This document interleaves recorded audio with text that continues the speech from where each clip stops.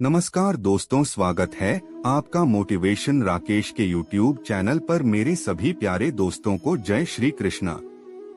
अकबर बीरबल की कहानी, बीरबल की खिचड़ी। सर्दियों का मौसम था। बादशाह अकबर अपने बागीचे में बीरबल व एक अन्य मंत्री के साथ टहल रहे थे। टहलते हुए बादशाह अकबर ने अपने मंत्री से कहा, इस साल कुछ ज्यादा ही ठंड पड़ रही है। महल से बाहर निकलने में भी ठंड से हालत खराब हो रही है। मंत्री ने बादशाह की बात का जवाब देते हुए कहा, जी हुजूर, बिल्कुल सही फरमाया आपने। इस साल तो इतनी ठंड पड़ रही है कि जनता ने घर से बाहर निकलना बहुत कम कर दिया है। टहलते टहलते बादशाह अकबर बगीचे में बने तालाब के किनारे जा पहुँचे। जैसे ही उन्होंने अपना हाथ पानी में डाला, उन्हें एहसास हुआ कि पानी बर्फ जैसा ठंडा है। पानी से हाथ बाहर निकालते हुए अकबर ने कहा, सही कह रहे हैं आप, इतनी ठंड में कौन घर से बाहर निकलेगा। बीरबल को चुपचाप देखकर बादशाह ने बीरबल से पूछा, इस बारे में आपका क्या ख्याल है। बीरबल ने सिर झुकाते हुए कहा, माफी चाहता हूँ हुजूर, इस बारे में मेरा ख्याल थोड़ा अगल है। मैं आप दोनों की बात से सहमत नहीं हूँ। अकबर ने आश्चर्यचकित होकर बीरबल से पूछा, अच्छा तो हमें भी बताइए क्या ख्याल है आपका। बीरबल ने कहा, हुजूर, मेरा मानना है कि एक गरीब व्यक्ति के लिए पैसा सबसे ज्यादा जरूरी है। उसे इस बात से कोई फर्क नहीं पड़ता कि मौसम कितना ठंडा है या गर्म। अकबर ने हैरान होकर बीरबल से कहा, तो आप यह कह रहे हैं कि इस कड़ाके की सर्दी में भी एक गरीब आदमी कोई भी ऐसा काम करने को तैयार हो जाएगा जिससे उसे पैसा मिल सके। बीरबल ने कहा, जी हुजूर, मैं यही कह रहा हूँ। बादशाह अकबर ने बीरबल को चुनौती देते हुए कहा, तो ठीक है, अगर आपने बर्फ जैसे पानी से भरे इस तालाब में किसी को रात भर खड़ा रखकर इस बात को प्रमाणित कर दिया, तो हम आपके लाए हुए गरीब व्यक्ति को 20 सोने के सिक्के इनाम में देंगे। बादशाह की बात से सहमति जताते हुए बीरबल ने अगले दिन एक गरीब व्यक्ति को पेश करने का वादा किया।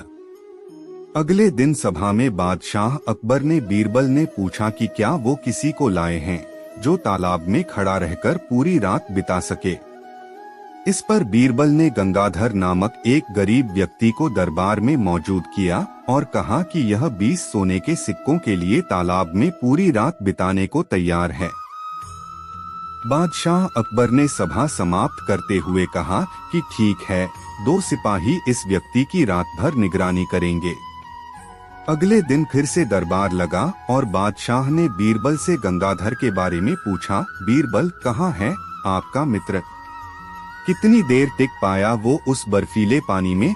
बीरबल ने कहा, महाराज, वो यही है। मैं उसे दरबार में पेश करने की इजाजत चाहता हूँ। बादशाह की इजाजत मिलते ही बीरबल ने गंगाधर को दरबार में बुलाया। बादशाह अकबर ने गंगाधर को शाबाशी देते हुए कहा, हमें इस बात पर यकीन नहीं हो रहा है कि तुम पूरी रात उस बर्फ जैसे पानी में रहे और आज हमारे सामने सही सलामत खड़े हो। यह तुमने कैसे किया, पूरी सभा को बताओ। गंगाधर ने कहा, महाराज, शुरुआत में तो यह बहुत मुश्किल था, लेकिन कुछ समय बाद मुझे महल की एक खिड़की पर एक दिया जलता नजर आया। उस दिए को देखते हुए मैंने सारी रात बिता दी। बादशाह अकबर ने चौंक कर कहा, यह तो धोखा है, तुमने हमारे महल के जलते दिए की गर्मी से सारी रात बिता ली। फरेबी, तुम्हारे इस धोखे के लिए हम तुम्हें सजा नहीं दे रहे हैं, लेकिन तुम अब इस इनाम के हकदार भी नहीं हो। यह कहते हुए अकबर ने अपने सिपाहियों से गंगाधर को महल से बाहर ले जाने को कह दिया और सभा समाप्त करके अपने कमरे में चले गए। अगले दिन रोज की तरह सभा लगी। जब बादशाह अकबर सभा में आए तो उन्होंने देखा कि सभी दरबारी अपनी अपनी जगह पर मौजूद थे, सिवाय बीरबल के। बादशाह ने एक सिपाही से पूछा कि बीरबल कहाँ है, तो उसने बताया कि वो आज महल नहीं आए हैं। बादशाह ने सिपाही से कहा कि वो तुरंत बीरबल के घर जाएं और उन्हें लेकर आए। कुछ समय बाद सिपाही अकेले ही दरबार में लौट आया। बादशाह के पूछने पर सिपाही ने बताया, बीरबल अपने घर में खाना पका रहे हैं और उन्होंने कहा है कि खाना पूरी तरह पक जाने के बाद ही वो दरबार आएंगे। सिपाही की यह बात सुनकर बादशाह सोच में पड़ गए, क्योंकि आज से पहले कभी भी बीरबल ने महल आने में देर नहीं की थी। अकबर को कुछ संदेह हुआ और उन्होंने बीरबल के घर जाने का निर्णय लिया।